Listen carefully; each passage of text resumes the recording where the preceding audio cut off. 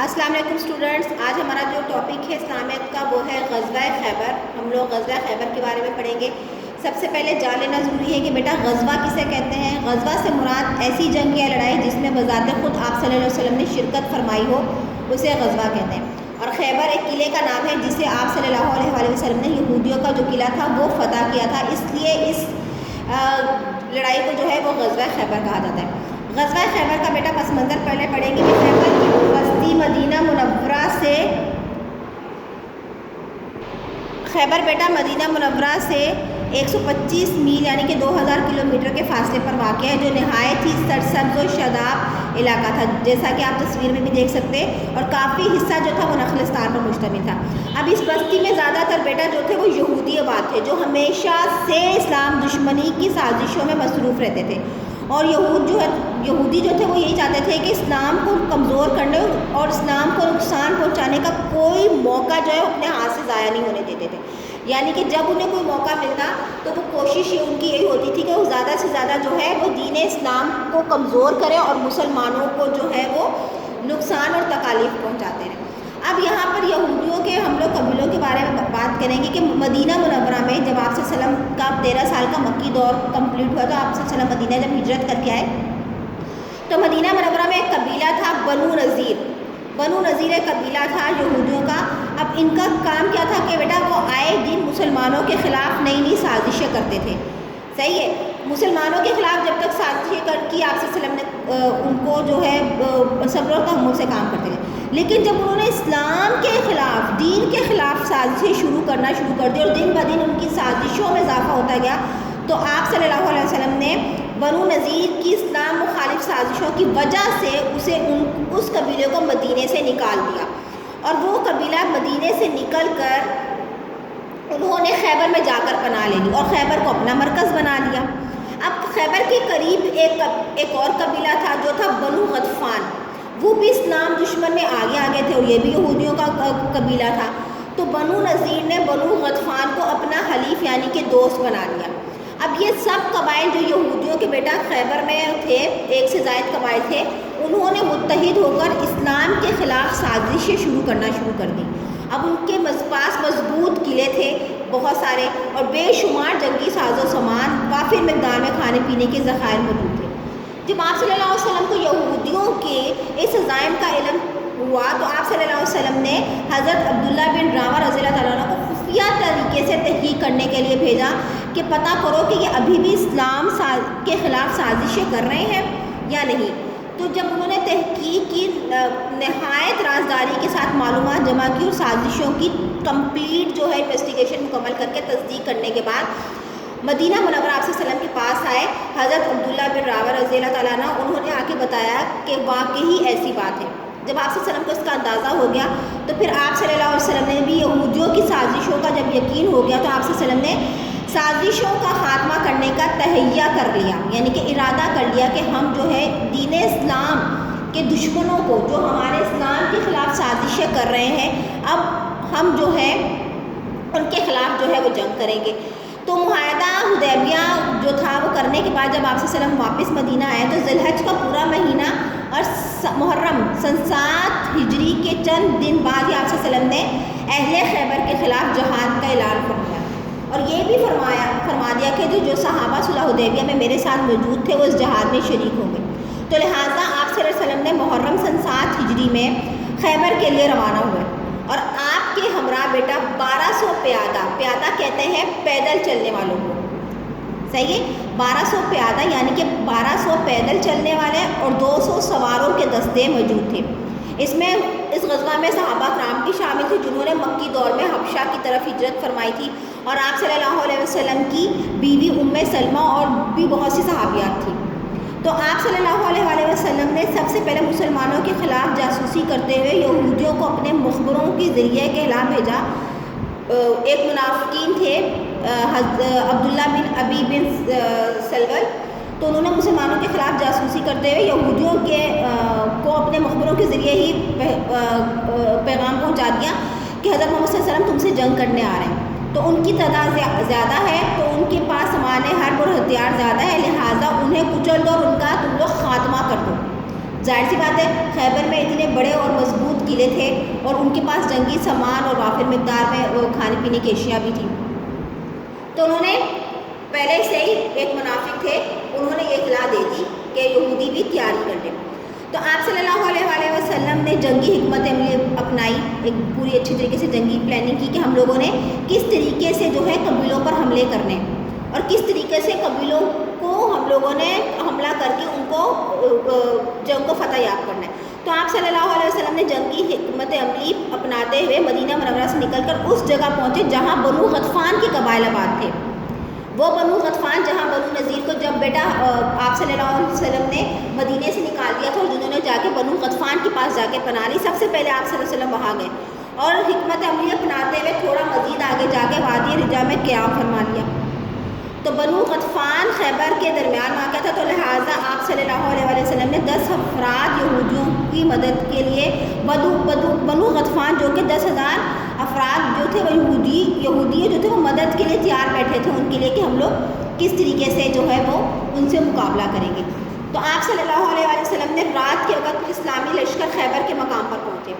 تو اس وقت اہل خیبر والے خواب غفلت کی نیند سو رہے تھے, انہیں پتہ ہی نہیں تھا, بے خوف سو رہے تھے کہ مسلمانوں نے خیبر پر کے مقام پر پہنچ چکے. جب وہ صبح بیدار ہوئے اور اپنی کھیتی باڑی کے لیے نکل رہے تھے, صحیح ہے, محنت مزدوری کے لیے, تو اچانک انہوں نے اسلامی لشکر کو پھیلتے ہوئے دیکھ کر خوف کے عالم میں آ گئے اور شہر کی طرف دوڑ مچانا شروع کر دیا اور اونچی اونچی آواز میں کہنے لگے محمد صلی اللہ علیہ وسلم اپنے لشکر سمیت آ پہنچے اور وہ اپنے قلعوں میں جا چھپے. تو اس وقت یہودیوں کے بیٹا کل 8 قلعے تھے, اس میں سے ایک قلعہ نائم بھی تھا جس میں یہودیوں نے سارا سامان رسد یعنی کہ کھانے پینے کی اشیاء جمع کر کے رکھی. مسلمانوں نے سب سے پہلے اس قلعے پر حملہ کیا اور اللہ تعالیٰ کی نصرت سے مسلمان وہاں سے بآسانی فتح یاب ہو گئے. اور اس کے بعد جو 8 چھوٹے چھوٹے قلعے تھے وہ سارے قلعے جلدی مسلمانوں نے فتح کر لیے. اب فتح کر لیے آسانی سے, ظاہر سی بات ہے جب مسلمانوں نے رات ہی رات جب لشکر جو خیبر کے مقام پر پہنچا وہاں پڑاؤ ڈالا تو وہ تو بڑے خواب غفلت کی نہیں سو رہے تھے, ان کو تو پتہ ہی نہیں تھا کہ مسلمانوں نے اچانک حملہ کر دیا. اور آپ صلی اللہ علیہ وسلم نے بڑی اچھی جنگی حکمت عملی اپنائی. اور جب وہ صبح کھیتی باڑی کے لیے گئے تو انہوں نے محمد صلی اللہ علیہ وسلم اور ان کے ساتھیوں کو دیکھا تو وہ وہاں سے ہکا بکا ہو کر شہر کی طرف دوڑنا شروع ہو گئے اور وہاں پر آپ صلی اللہ علیہ وسلم نے فوراً جو ہے چھوٹے چھوٹے سارے قلعے فتح کر لیے. اب ایک قلعہ تھا جو بہت مضبوط اور بڑا قلعہ تھا اور وہ قلعہ تھا قلعہ کاموس. اب اس میں بہت بڑے بیٹا بہادر پہلوان تھے اور بڑے سردار جمع تھے. اب یہاں پر یہ تھا کہ مگر قلعہ کاموس پر مسلمان کئی مرتبہ قلعہ کاموس پر انہوں نے چڑھائی کی لیکن کامیاب نہیں ہو سکے مسلمان, کیونکہ ان کا سب سے مضبوط اور بڑا قلعہ آخری قلعہ رہ گیا تھا جس کو مسلمانوں نے خیبر کا قلعہ فتح کرنا تھا. بار کیے گئے. تو آپ صلی اللہ علیہ وسلم نے فرمایا کہ میں کل جھنڈا ایسے آدمی کو دوں گا جو اللہ اور اس کی رسول سے محبت کرتا اور جس نے اللہ اور اس کے رسول صلی اللہ علیہ وسلم سے بھی محبت کرتی. تو صبح ہونے کے بعد آپ صلی اللہ علیہ وسلم حضور صلی اللہ علیہ وسلم کی خدمت میں حاضر ہوئے. ہر ایک کی بیٹا یہی خواہش تھی صحابہ کی اور مسلمان کی کہ وہ جھنڈا انہیں ملے تاکہ ہم لوگ جو ہے وہ قلعہ کاموس کی اس کی جو چوٹی ہے پہاڑی ہے قلعے کے اوپر چڑھائی کریں اور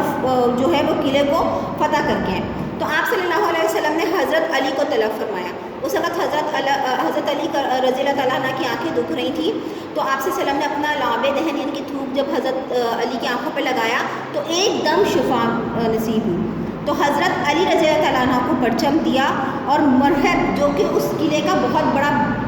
بہت بڑا یعنی کہ بہت بہادر اور دلیر پہلوان تھا مرہب, ان سے مقابلہ کرنا تھا. اگر اس سے ان کو یعنی کہ مرہب کو اگر وہ ختم کرتے تھے مسلمان تو باقیوں سے مقابلہ کرنا بہت آسان تھا, کیونکہ سب سے زیادہ دھاک جو بیٹھی ہوئی تھی اس قلعے میں وہ اسی پہلوان کی اور اسی سردار کی تھی, کیونکہ وہ بہت بہادر اور دلیر تھا, اس کے آگے کوئی ٹک نہیں پاتا تھا. تو حضرت علی کرم اللہ وجہہ کو وہ پرچم دیا گیا کہ جا کے مرہب سے جو ہے وہ مقابلہ کرو. مرہب کے سامنے جیسے سامنا ہوا تو اس نے نہایت غرور و تکبر میں آ کر کچھ اشعار پڑھے جس کا ترجمہ یہ تھا کہ خیبر کو معلوم ہے, یعنی کہ قلعہ خیبر کی بات کرتے تھے, کہ میں مرہب ہوں, ہتھیار پوش ہوں, بہادر ہوں اور تجربہ کار ہوں, اور جب شیر آتے ہیں تو گرجتے ہیں. یعنی کہ مرہب نے اپنے آپ کو شیر سے تشبیہ دی, اتنا بہادر اپنے آپ کو کہا. جب حضرت علی نے یہ ترجمے سنے اشعار کے تو حضرت علی نے اتنا خوبصورت اور پیارا جواب دیا اور کہا کہ تم تو شیر ہو، گرجتے ہو، میری ماں نے تو میرا نام ہی حیدر رکھا ہے، میرا نام ہی شیر رکھا ہے، اور جنگل کی شیر کی طرح خوفناک ہوں، اور میں تمہارے نیزے کی ناپ پوری کروں گا۔ اور پھر فوراً ہی جب اشعار کے کلمات ختم ہوئے تو آپ صلی اللہ حضرت علی رضی اللہ تعالیٰ عنہ اور مرحب کا آمنا سامنا ہوا، اور حضرت علی نے پہلے ہی وار میں بیٹا مرحب کا سر قلم کر دیا، تلوار کا ایک ایسا زوردار وار کیا کہ مرحب وہی ڈھیر ہو گیا، اور اس مرحب کے قتل ہوتے ہی یہودیوں کے حوصلے پست ہو گئے، کیونکہ وہ اتنا بڑا اور بہادر پہلوان تھا کہ اس کے آگے کوئی ٹک ہی نہیں پاتا تھا، اور حضرت علی کرم اللہ وجہہ کی ایک وار سے وہ وہیں کا وہیں ڈھیر ہو گیا۔ اور اس کے بعد جب ان کے حوصلے پست ہو گئے تو قلعوں میں بند ہو کر انہوں نے پھر بھی مسلمانوں کے خلاف مقابلے کی کوششیں کرتے رہے، لیکن سامنے نہیں آئے، چھپ چھپ کے قلعوں میں انہوں نے کوششیں کرتی رہی، لیکن مسلمانوں نے ان کی قدم جمنے نہ دیے۔ کچھ دن مسلمانوں نے قطبیہ علاقے کا بھی محاصرہ کیا۔ 14 روز محاصرے کے بعد دشمن خود ہی بے بس ہو گئے، انہوں نے ہتھیار ڈال دیے، اور اس طریقے سے آپ صلی اللہ علیہ وسلم نے خیبر کا سب سے بڑا قلعہ کموز بھی فتح کر لیا، اور اس طریقے سے مسلمانوں نے اور آپ صلی اللہ علیہ وسلم نے غزوہ خیبر میں مسلمانوں کو فتح نصیب ہوئی۔ اب اس کے بہت زبردست نتائج ہوئے۔ اب وہ بہترین نتائج اور فوائد کیا ہوئے؟ یہ کہ بیٹا یہودی جو ہم لوگوں نے پڑھا کہ بہت زیادہ مالدار تھے، کھیتی باڑی کرتے تھے، وافر مقدار میں ان کے پاس کھانے پینے کی اشیاء بھی تھی، بہت امیر تھے خیبر والے، تو ان کے اپنے باغات، زمین، تمام ملکیت وہ لوگ چھوڑ کر اپنے بال بچوں کے ساتھ جو تھے وہ خیبر چھوڑ کر چلے گئے، اور وہ سارا مال غنیمت جو ہے مسلمانوں کے ہاتھ آیا۔ اس سے صحابہ کرام جو ہے وہ خوشحال ہو گئے۔ اب کچھ یہودی تھے، انہوں نے آپ صلی اللہ علیہ وسلم سے درخواست کی کہ ہمیں اپنے زمین میں رہنے دیں، ہم زمین اور باغات اور کھیتوں کا جو ہے وہ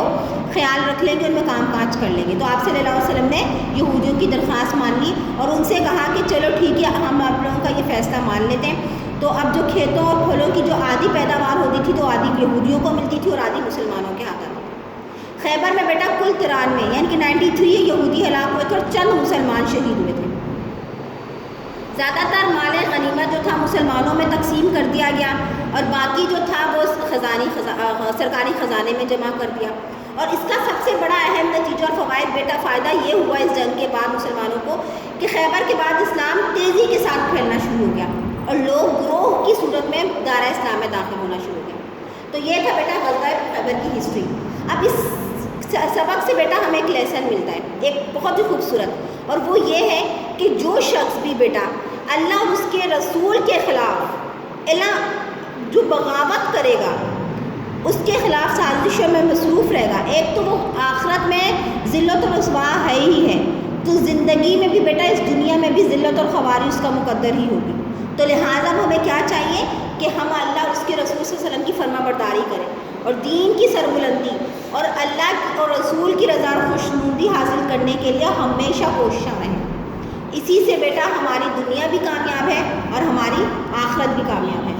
تو امید ہے آپ لوگوں کو غزوہ خیبر کی ہسٹری اچھی لگی ہوگی اور سمجھ بھی آئی ہوگی اور مزہ بھی آیا ہوگا۔ بہت مزے کی سٹوری تھی آج، کافی انٹرسٹنگ کہانی تھی۔ تو اب اس چیپٹر کو دوبارہ اچھی طریقے سے لیکچر کو سنیے گا، سیلف ریڈنگ کیجیے گا، اور اس کے بعد آپ لوگ بک ورک کیجیے گا۔ اس کی اینڈ میں ایکسرسائز ہے صفحہ نمبر 52 اور 53 میں۔ امید ہے آپ کو غزوہ خیبر کا چیپٹر جو ہے وہ اچھی طریقے سے سمجھ میں آ گیا ہو۔ اب چیپٹر کو اچھی طریقے سے سمجھ کر اور اس کی ریڈنگ اچھے سے کر کے آپ لوگ لاسٹ میں پیج نمبر 53 اور 54 پر آپ کی ایکسرسائز دی گئی ہے، اس کو سالو کیجیے گا۔ اللہ حافظ۔